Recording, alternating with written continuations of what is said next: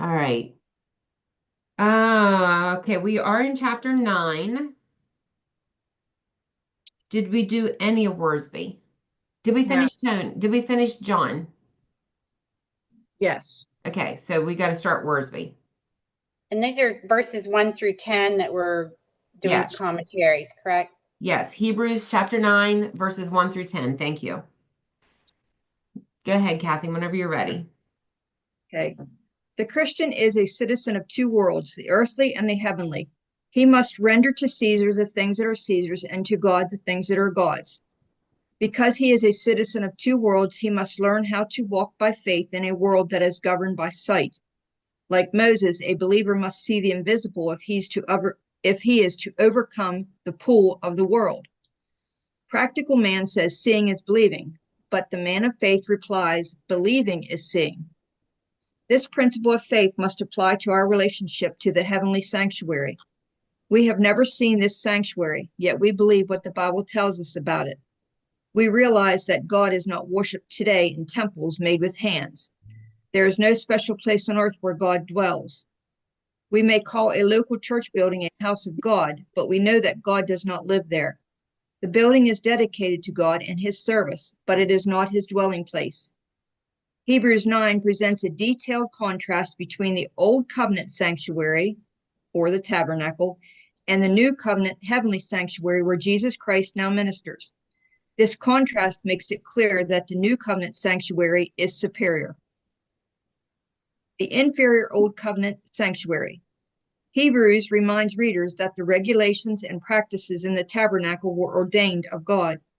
If there was any inferiority in the tabernacle service, it was not because God had not established the ritual. While the Old Covenant was enforced, the ministry of the priest was ordained of God and perfectly proper. What was it then that made the tabernacle inferior? There are five answers to that question. Verse 1, it was an earthly sanctuary. This means it was made by man and pitched by man. The Jewish people generously brought their gifts to Moses. From these materials, the tabernacle was constructed. Then God gave spiritual wisdom and skill to Bezalel and Oholiab. Never heard of those two. To Is do it the spell the first one? Is it B-E? Bezalel. Hmm. And the other one is Oholiab. Yeah, I never heard of them either. To do the intricate work of making the various parts of the tabernacle and its furnishings. And it says see Exodus 35 to 36. Now, whether they're mentioned there or not, I don't know, but that's the reference it gives. After the construction was completed, the sanctuary was put in place and dedicated to God. Even though the glory of God moved into the sanctuary, it was still an earthly building constructed by humans out of earthly materials. Being an earthly building, it had several weaknesses. For one thing, it would need a certain amount of repair. Also, it was limited geographically. If it was pitched in one place, it could not be in another place. It had to be dismantled and the various parts carried from place to place. Furthermore, it belonged to the nation of Israel, not to the whole world. It was a type of something greater, verses 2 to 5. The writer listed the various parts and furnishings of the tabernacle because each of these carried a spiritual meaning. They were patterns of things in the heavens. And then there is a diagram with a picture basically of the tabernacle where it shows the Holy of Holies, the Ark of Covenant, the incense altar, table of showbread, candlestick, holy place, all that stuff. I guess I never thought about it being symbolic of the order of things in heaven. No, no, not at all. And I just never thought about comparing the tabernacle to the way it is today with the indwelling versus the tabernacle. Yeah. Kathy, you after you said the first reason the tabernacle is inferior is because it's earthly made, and you're starting to list reasons why being earthly made is weak. And the last one I wrote down was it belonged to the nation of Israel, not the world. What was after that?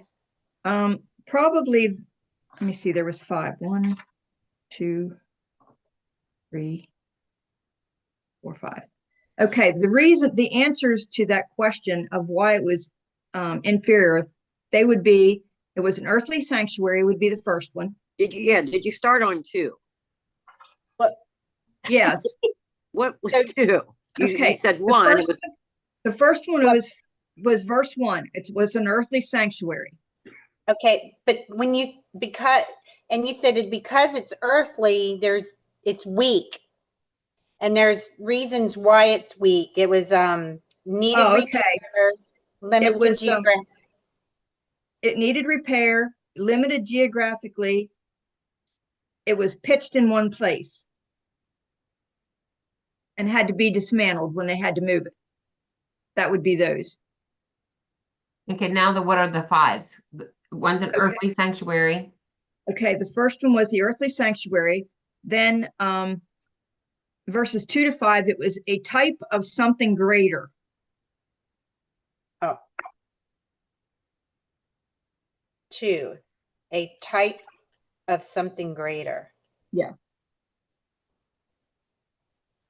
The third one would be verses 6 to 7, and it was inaccessible to the people. Not accessible. Right. And that was verses 6 to 7. Okay. Okay. Verse 8, it was temporary.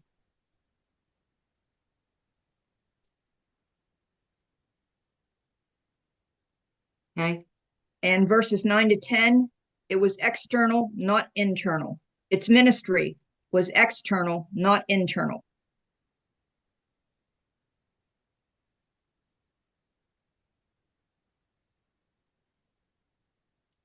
Thank you. And those 5 things are why the earthly sanctuary was inferior to the heavenly one or Jesus.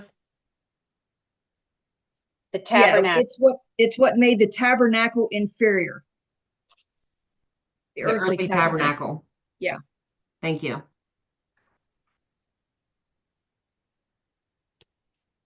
Okay. The phrases, the first from verse 2 and the second from verse 7 refer to the first and second divisions of the tabernacle. The first was called the holy place, and the second the holy of holies. Each of these divisions had its own furnishings, and each piece of furniture had its own special meaning. In the holy place stood the 7-branched golden candlestick. Lampstand would be a better term to use because the light was produced by the burning of the wicks in the oil, not by the use of candles. Since there were no windows in the tabernacle, this lampstand provided the necessary light for the priest ministry in the holy place. The nation of Israel was supposed to be a light to the nations. Jesus Christ is the light of the world, and believers are to shine as the lights in the world. There was also a table in the holy place with 12 loaves of bread on it. It was called the table of showbread. Each Sabbath, the priest would remove the old loaves and put fresh loaves on the table, and the old loaves would be eaten. These loaves were called the bread of presence, and the table was called the table of presence. So that bread was a week old? Yeah. Homemade bread is really disgusting after a week. Well, they ate it. What was the bread called? Showbread. Called the bread of presence. It says these loaves were called the bread of presence, and the table was called the table of presence.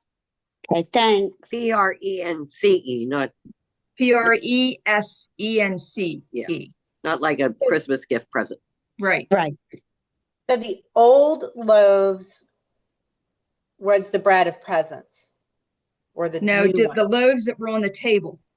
And then they stayed there from one Sabbath to the next Sabbath. Didn't he say something about showbread? Yeah.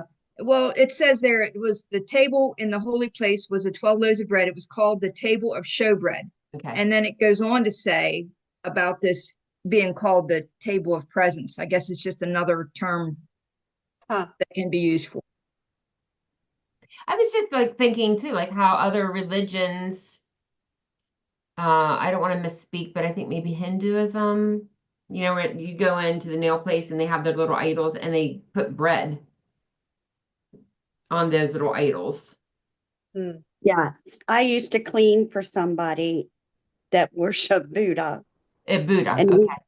he had his own little room and everything. I chose not to enter that room, but Yeah.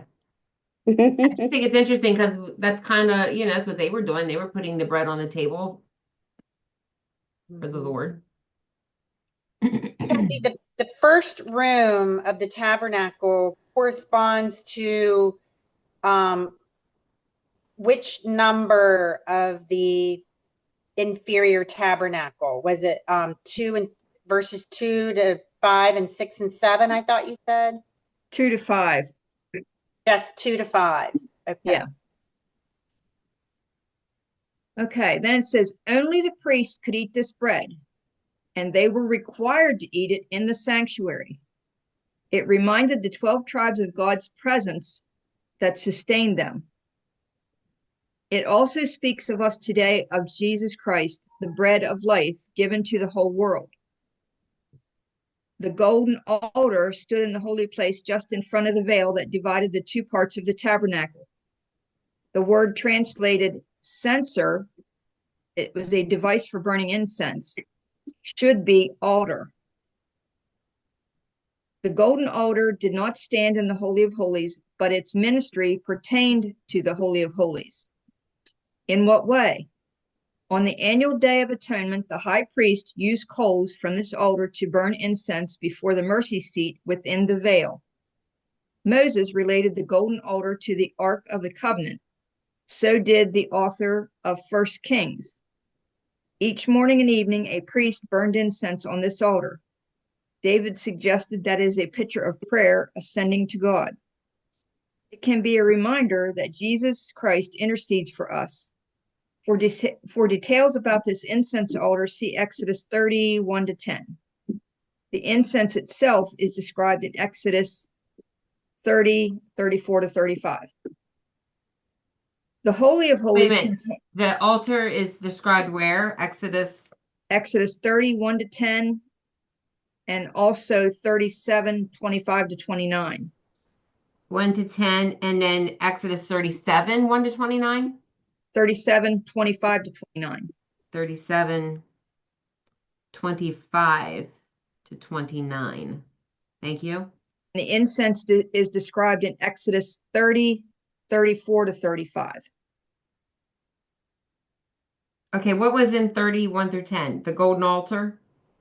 The incense altar, but the Okay. incense itself then is in chapter 30. Okay. the whole chapter. 30 to or chapter 30, 34 to 35 is the incense itself. Okay, thank you. The Holy of Holies contained only the Ark of the Covenant, a wooden chest 3 feet 9 inches long, 2 feet 3 inches wide, and 2 feet 3 inches high. On top of this chest was a beautiful mercy seat made of gold with a cherub at each end. This was the throne of God in the tabernacle. On the Day of Atonement, the blood was sprinkled on this mercy seat to cover the tables of law within the ark. God did not look at the broken law. He saw the blood. Christ is our mercy seat. But his blood does not just cover sin, it takes away sin. No doubt many spiritual truths are wrapped up in these pieces of furniture, and all of them are of value. But the most important truth is this: all of this was symbolism and not spiritual reality. It was this fact that made the tabernacle of the Old Covenant inferior. Verses 6 to 7, it was inaccessible to the people. We must not get the idea that the Jews assembled in the tabernacle for worship. The priests and the Levites were permitted into the tabernacle precincts, but not the people from other tribes. Furthermore, though the priests ministered in the holy place day after day, only the high priest entered the Holy of Holies, and that only once a year. When he did, he had to offer a sacrifice for his own sins as well as for the sins of the people.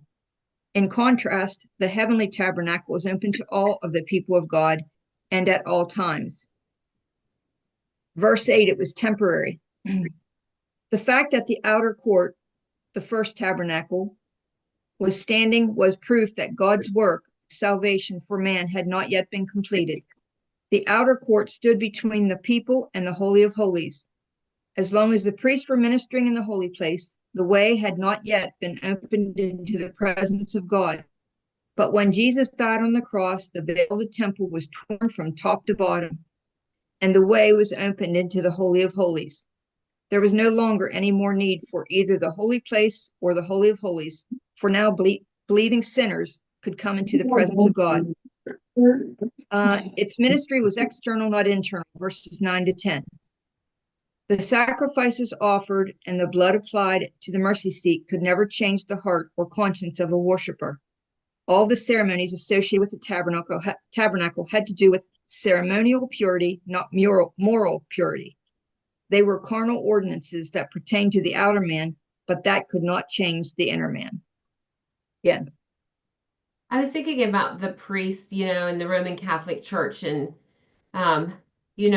with this veil being torn down, this tabernacle being symbolic, I would be super interested in hearing how the Catholic Church justifies that you have to go to a priest for forgiveness of your sins.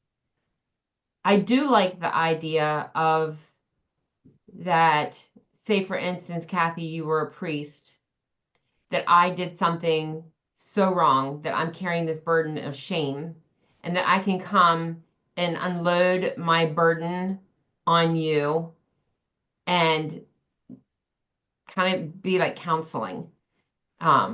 I do like the idea of that in like the Roman Catholic, that you can go to the priest and do that anonymously, and like, you can talk to a human, but kind of do it anonymously, and be able to speak something out loud to another person. Hey, Brett, but yeah, I'd like to understand more about how they stand on that, to be able to say that that's something that needs to be done today. That would be interesting. I think Allie Beth Stuckey interviewed someone. I'm gonna go look that up. I think she interviewed someone that was Catholic, like high up, and does a lot of speaking on the Catholic Church. He is Catholic. I might go listen to that and see if that might be in there. Who is that you were saying had that interview? Allie Beth Stuckey. How do you spell that? ALLIEBETH. Last name Stuckey, STU, I think CKEY. You'll find her because she's pretty popular podcast. She's Christian, and so it's interesting when she brings people like that on. She pushes back. Like, I remember watching I must have watched it as I was going to sleep, because I remember watching the beginning of it where she confronted the Mary worship.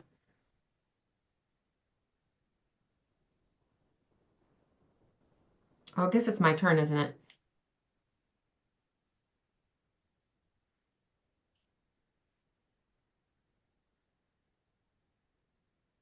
Okay, chapter 9, 1 through 3. In chapter 9, the author speaks in more detail about the distinction between the two covenants.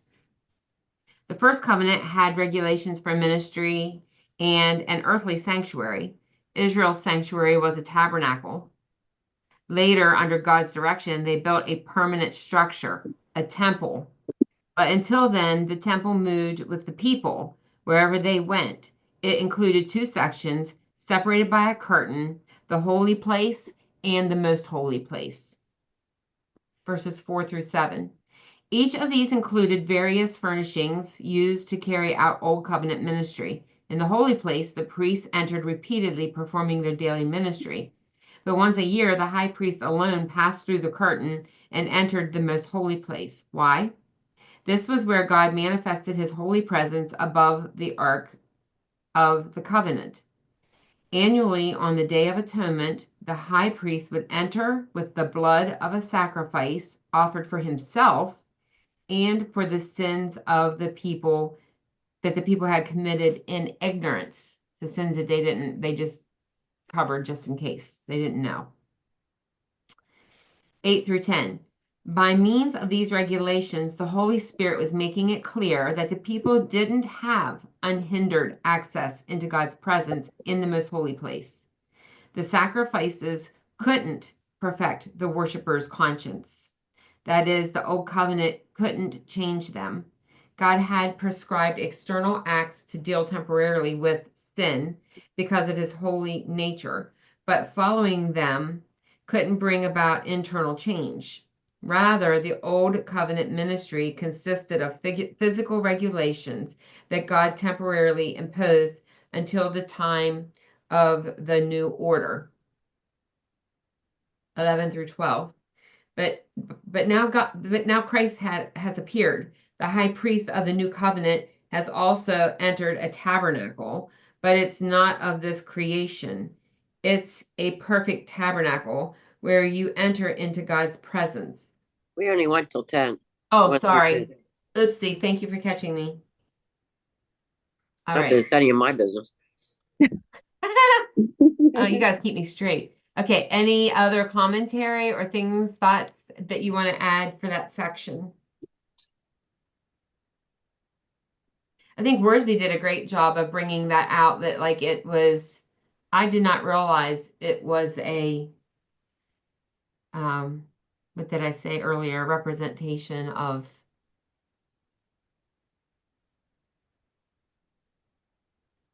what did that say earlier? I didn't write it down.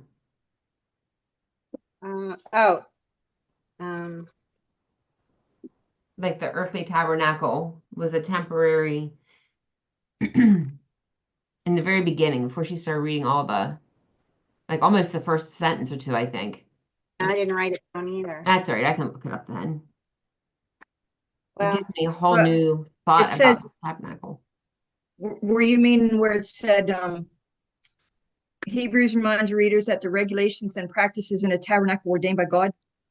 If there was any inferior order in tabernacle service, it was not because God had not established a ritual. While the old covenant was enforced, the ministry of the priests was ordained by God and perfectly proper. Now that's probably not what you want. It was something about comparing, like the tabernacle was representation of. Oh, Hebrews 9 presents a detailed contrast between the old covenant sanctuary, the tabernacle, and the new covenant heavenly sanctuary where Jesus Christ now ministers. Okay, so chapter 9. Okay, contrasts Between the old covenant sanctuary or the tabernacle, whichever you want to write. between, I'm going to say old covenant sanctuary. between the old covenant tabernacle. Sanctuary or tabernacle, whichever one you want to use. I'm going to say sanctuary Whichever one you can spell, tabernacle. Kim. Okay. And the new covenant heavenly sanctuary, where Jesus Christ now ministers. Yes, that was it. The comparison. Someone's entering. I'm not sure who it is. Julie went away. Okay. So did Gretchen, so I'm not sure what happened. Yeah. I thought maybe she went to work though, because sometimes she listens as she goes to work. And the new covenant, heavenly Sanctuary, where Jesus Christ now ministers. Where Jesus now ministers.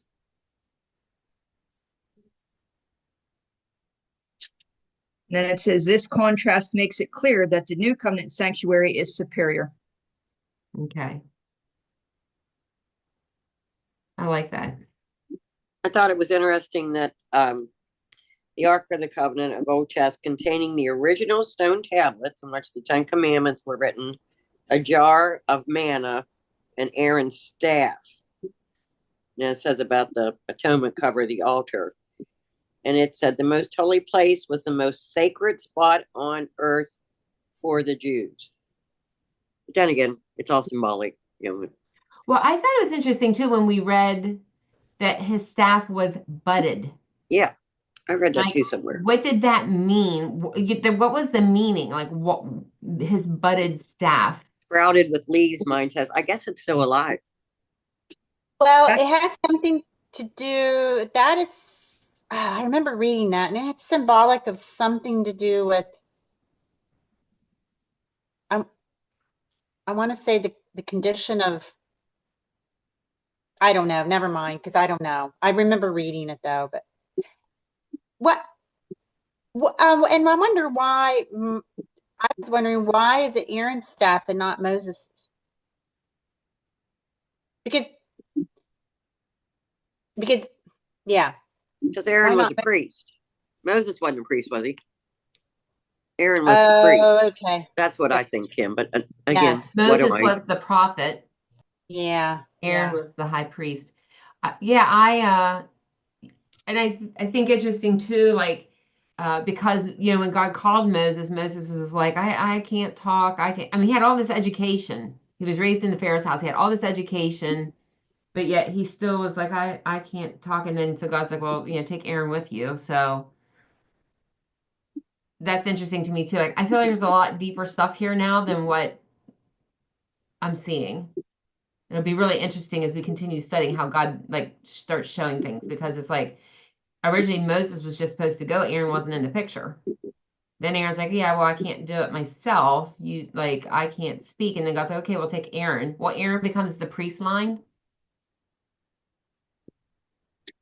I looked up about the budding, and it says Aaron provides his rod to represent the tribe of Levi, and it put forth buds, produced blossoms, and bore ripe almonds as an evidence of the exclusive right to the priesthood of the tribe of Levi. It did this after it was in the ark. Yeah, while it was in the ark. His rod miraculously sprouted blossoms and almonds, signifying God's chosen selection of Aaron and his tribe, the Levites, to be the priests of Israel. Essentially, it served as a divine sign, confirming their exclusive right to perform priestly duties. Does it give any verses for that? Well, verse 4 is when it talks about his sprouted. I know, but like in the Old Testament, is there anything in the Old Testament that talks about when it sprouted? Well, I don't know, but my Bible refers verse 4 to Exodus 16:33. Now, Okay, I hang didn't go on. back and look any. You know how my Bible does that on the side. Yeah. Exodus 16:33 Hang on. and let's see. 25. Exodus 16. There's some noise coming through from somewhere. Exodus 16, 33.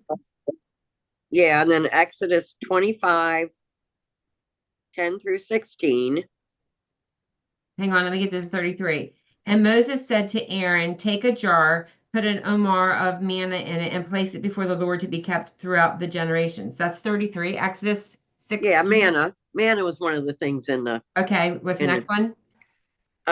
Exodus 25, 10 through 16. 20, 25. I also have a reference, Numbers 17:8. But we didn't get there yet, Kim. Okay, so they It'll shall be there. make an ark of acacia wood, 2 cubits and a half shall be its length. You said 25:10?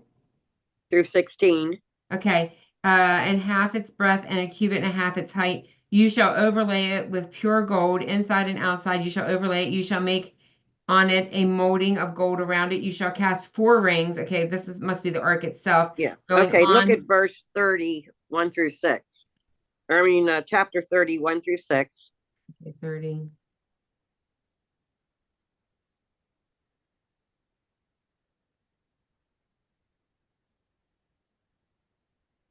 31 through 6. You shall make an altar on which to burn incense. You shall make it of acacia wood. And it talks about the horns on it Okay, and try Numbers 17, 8 to 10.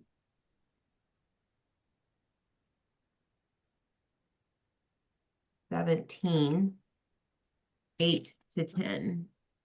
Oh, that's a short chapter.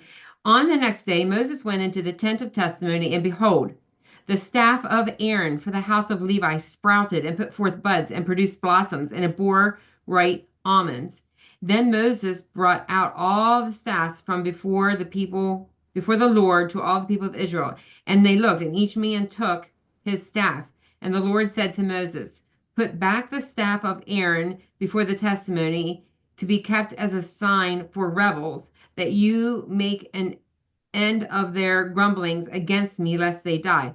Thus did Moses, and the Lord commanded, so he did. So his staff budded out of all the staffs, and then God said, take it and put it back in, so it's proof that I chose them. That's very interesting. I never picked up on that before. And then there's Deuteronomy, but it might not have to do with the staff. It's 10, 3 to 5. What was that reference for Numbers, Lori? 17, 8 to 10. 10, 2 to 5? Deuteronomy Deuteronomy 10, No, yeah, 3 to 5. 3 to 5. So I make a ark of acacia wood, cut 2 tablets of stone like the first, went up on the mountain with 2 tablets in my hand, and he wrote on the tablets. So, this is about the tablets because they're also in the ark. Good deal. The only one that referred to was the Numbers one. Yeah, I just found that. I don't know that I picked up on that before.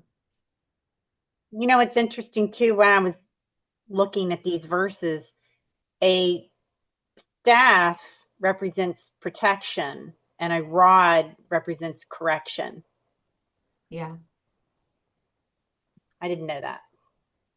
I like that. I didn't know that either.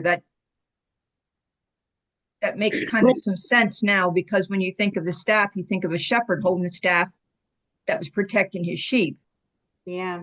and the rod for whenever you're punishing, correcting, whatever. Spare the rod, But- spoil the child. That's what I was trying to think of. I knew there was something. What was the reference for the staff budding? Was that Exodus?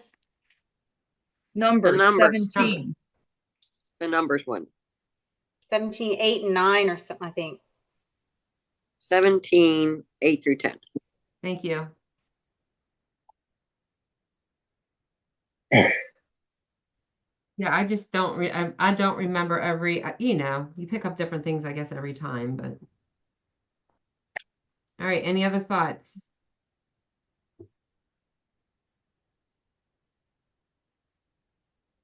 If not, this concludes the reading of God's word for today, and we'll pick back up. That last section of 9 is pretty long. We'll pick back up at verse 11. All right, ladies, have a good day. Enjoy the snow that's coming When? today.